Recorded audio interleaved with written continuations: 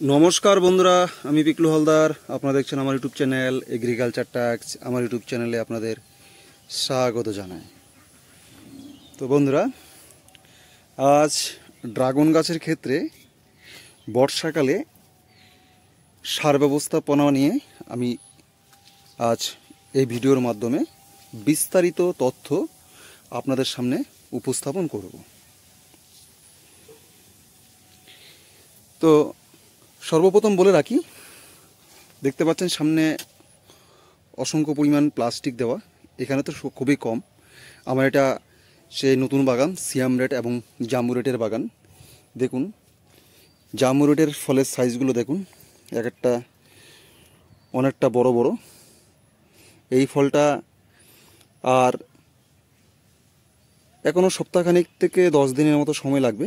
এই মুহূর্তে প্রায় 250 প্লাস হয়ে গেছে। আর ড্রাগন ফল লাস্টের দিকে খুবই দ্রুত বাড়ে, বিশেষ করে পাকার 1 সপ্তাহ আগে থেকে। তো এই ফলটা আশা করা যায় আমাদের 400 গ্রাম প্লাস হয়ে যাবে।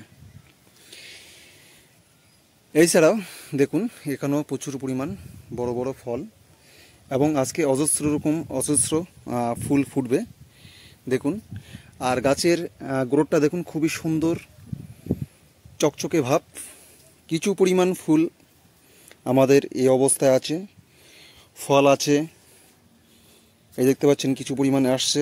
আবার গতকাল কিছু ফুটে গেছে। এই যে এই ফুলটা গতকাল ফুটে গেছে, এবং এই ফুলগুলো আজকে ফুটবে, এবং আগামীকালও ফুলগুলো ফুটবে। এবং 7 থেকে 8 দিনের মধ্যে আমরা এখান থেকে পাকা ফল হারভেস্ট করতে পারবো। তো আমরা মূল পর্বে ফিরে আসি। ড্রাগন গাছ প্রচুর পরিমাণ খাবার দরকার হয়, বুঝতে তো পারছেন। সে কোনো রকম রেস্ট নেই, কিন্তু ফ্রুটিং সিজনে কোনো রকম রেস্ট নেই। ফুল, ফল, ছোট কুড়ি, এ দেখুন একটা ছোট কুড়ি চলে আসছে অলরেডি। এবং আমাদের এই যে ফুল ফুটছে। তাই এরকম কন্টিনিউয়াস প্রসেসের ক্ষেত্রে যখন গাছ চলতে থাকে, তখন প্রচুর পরিমাণ গাছের ক্ষেত্রে এনার্জি দরকার হয়। তো এই সময় আমরা বাইরে থেকে যদি খাবার প্রডিউস না করি, তাহলে একটা সময় দেখা যায় যে ফলগুলো ছোট হয়ে যাচ্ছে, গাছের যে স্বাস্থ্যটা আস্তে আস্তে বিঘ্নিত হচ্ছে, এবং আকাঙ্ক্ষিত ফুল ফল পাওয়া যাচ্ছে না। তো আমাদের ফ্রুটিং সিজনে অবশ্যই সার ব্যবস্থাপনাটা নেওয়া অত্যন্তই দরকার। এবার এখানে প্রশ্ন আসে যে আমরা কী ধরনের সার ব্যবহার করব, কী ধরনের সার ব্যবহার করলে আমরা ভালো রেজাল্ট পাবো। দেখুন এই লাইনটা দেখুন, অজস্র রকম ফুল। এছাড়াও আপনাদের দেখাচ্ছি, দেখুন। তো এ দেখুন কিছু পরিমাণ ফল, একটি ব্রাঞ্চে 2টি, এদিকে ফুল ফল ভালোই আছে। যাই হোক, তো আমাদের প্রথম কাজ হচ্ছে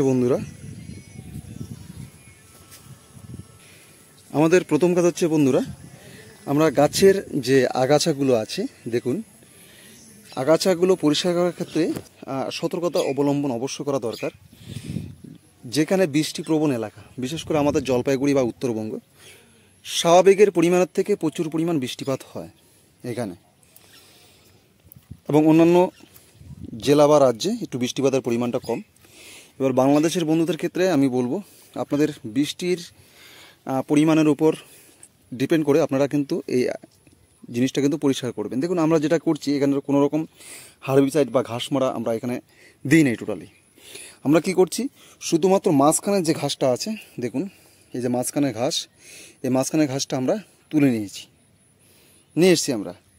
এবং সাইডের যে ঘাসগুলো দেখুন, এই ঘাসগুলো কিন্তু আমরা রেখে দিয়েছি। কারণ আমাদের পূর্বের অবস্থায় যখন ফ্রুটিং সিজন শুরু হয়েছিল 1 থেকে 1.5 মাস পর, আমরা এখানে সিস্টেমিক হার্বিসাইড দিয়েছিলাম। সিস্টেমিক হার্বিসাইড দেওয়ার ফলে আমাদের টোটাল ঘাসগুলো মারা যায়। এবং সিস্টেমিক হার্বিসাইডের ক্ষেত্রে যে জিনিসটা হয়, দেখুন এখান থেকে প্রচুর পরিমাণ মাটি অলরেডি নেমে এসছে। সিস্টেমিক হার্বিসাইডের ক্ষেত্রে একদম গাছের যে ঘাসের শিকড় পর্যন্ত নষ্ট হয়ে যায়। তখন আমাদের মাটিটা অটোমেটিক্যালি দুর্বল হয়ে যায়। মাটি যখনই দুর্বল হয়ে যায়, তখনই আমাদের এই অতিরিক্ত বৃষ্টির কারণে মাটিটা নেমে আসে এবং শিকড়গুলো উন্মুক্ত হয়ে যায়। এই শিকড় উন্মুক্ত হওয়ার কারণে আমাদের গাছের গ্রোথটা নষ্ট হয়ে গেছিলো, গাছ ড্যামেজ হয়ে গেছিলো, গাছের যে ফুল ফল ধারণ ক্ষমতা টোটালটাই কমে গেছিলো। তো আমরা আবার বিভিন্ন অণুজীব ব্যাকটেরিয়া ভাইরাস যেমন ট্রাইকোডার্মাস, সিডোমোনাস, ওএসডি কম্পোজার, তারপর আপনার গ্রাফটিং হরমোন, কাটিং হরমোন, তারপরে রুটিং হরমোনের জন্য আমরা বিভিন্ন রকম অ্যাপ্লাই করে গাছগুলোকে আবার একটা সুন্দর পর্যায়ে নিয়ে আসছি। তো এই দিকটা আপনাদের খেয়াল রাখতে হবে। দেখুন আমরা এই যে বড় লাইনের ক্ষেত্রে আমরা খুব সুন্দরভাবে, এদিকেও দেখুন একটা গাছ প্রচুর পরিমাণ ফুল এবং ফল, এইগুলো আমরা কি করেছি, টোটালটাই আমরা সুন্দর করে পরিষ্কার পরিচ্ছন্ন করে দিয়েছি এবং সাইডের ঘাসগুলো আমরা রেখে দিয়েছি। তো এটা হচ্ছে ঘাস নিধনের ক্ষেত্রে আপনারা একটা ভূমিকাটা পালন করবেন।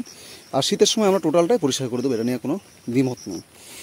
তো আমরা কি করছি, ঘাস পরিষ্কার করার পর আমরা খুব সুন্দরভাবে এখানে টাইকোডার্মা দিয়ে দিয়েছি। দেখুন গাছের গোড়ার সারগুলো দেখুন খুবই কালো এবং পর্যাপ্ত পরিমাণে আমরা এখানে হিউমিক অ্যাসিড দিয়ে দিয়েছি, সঙ্গে সিডোমোনাস, ট্রাইকোডার্মা, এগুলো অণুজীব সারগুলো আমরা কয়েকদিনের মধ্যে দিয়ে দিয়েছি।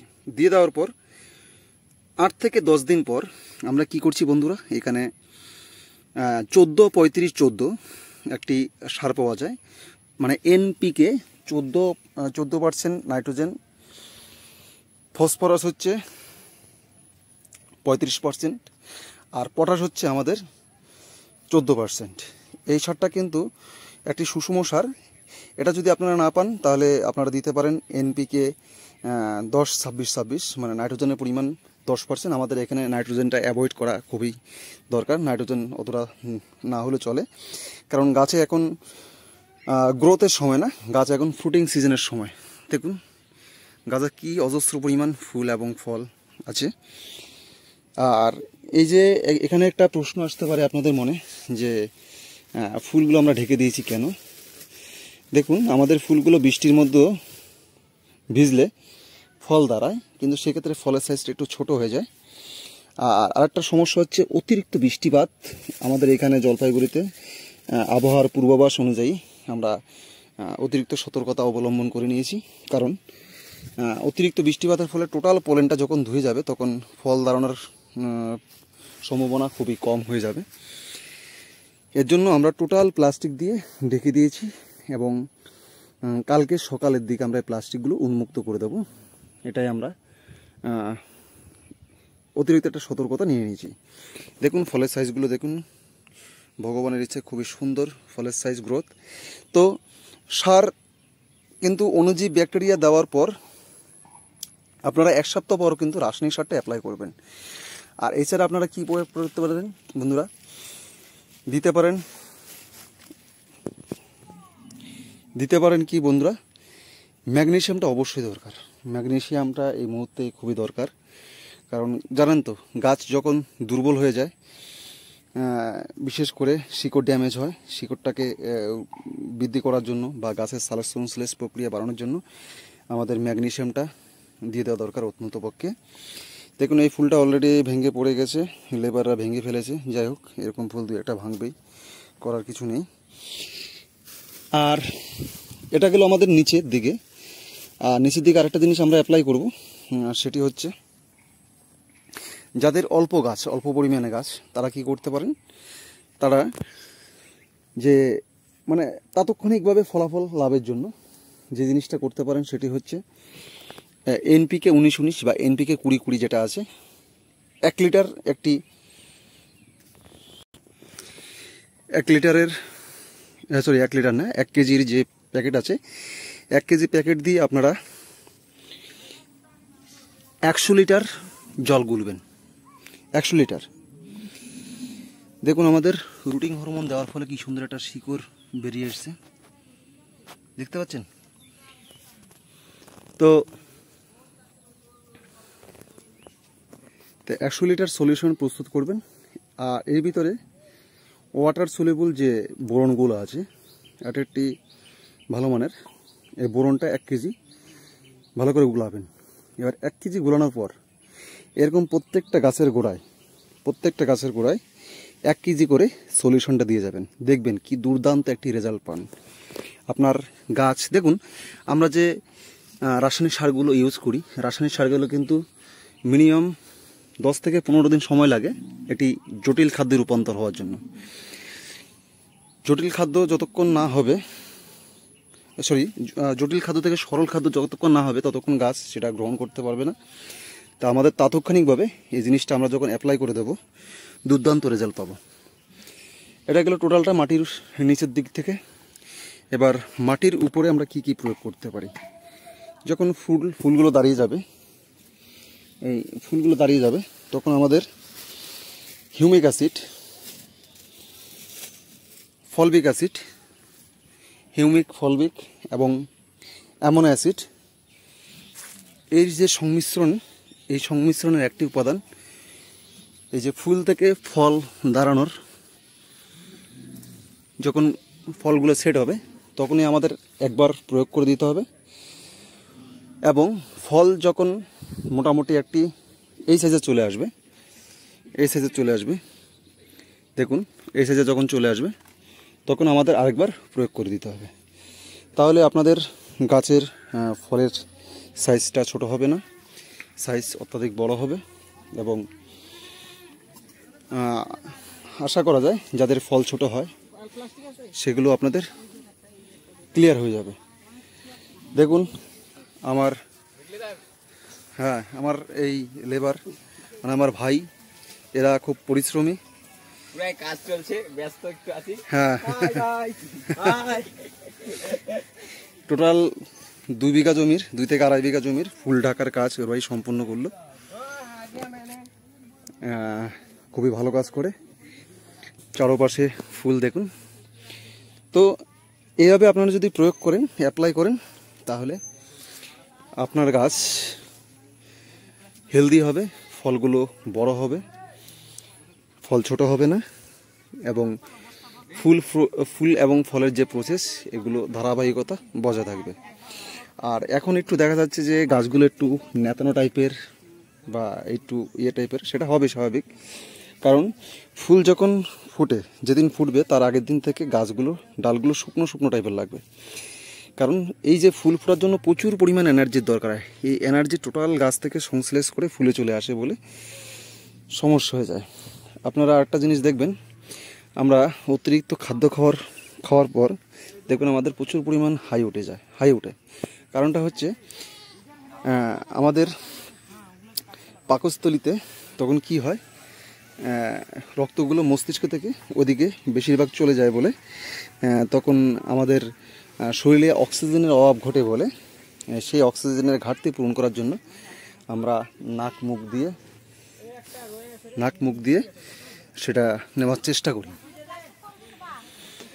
তো ঠিক এরকমই ফুল এবং ফলের ক্ষেত্র, ড্রাগন গাছের ক্ষেত্রে এরকম ঘটনাটা ঘটে। এই গাছগুলো যখন ফল সেট হয়ে যাবে তখন আশা করা যায় ভালো হয়ে যাবে। তো বন্ধুরা, আজকে বিস্তারিতভাবে আলোচনা করলাম। এ হচ্ছে আমাদের আরেকজন বাবা। আজকে কত ফুল হবে? কতগুলো ফুল হবে আজকে? 4 থেকে 5,000। বাপরে বাপ। ওই লাইনটা দেখাও। কোনটা? ওই যে ওই পাশের লাইনে ওইখানে এসছে, প্রচুর ফুল এসছে।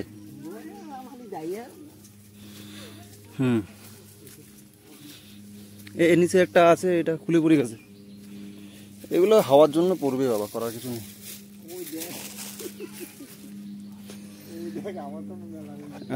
এদিকটা দেখুন, এগুলো হচ্ছে আমাদের পিঙ্ক রোজ।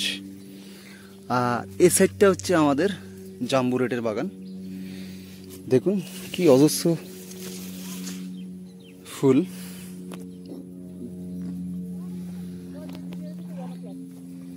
কেন বেশি দেখুন বন্ধুরা, আমরা আরেকটা কাজ করছি, নিচ থেকে মাটিটা তুলে দিয়েছি। শিকড়টা যেটু অতিরিক্ত বৃষ্টির কারণে উন্মুক্ত হয়ে গেছিল, সেটার কারণে। তো আজকে এ পর্যন্তই, দেখা হবে পরের ভিডিওয়। সকলে ভালো থাকবেন, সুস্থ থাকবেন, ধন্যবাদ। এবার তো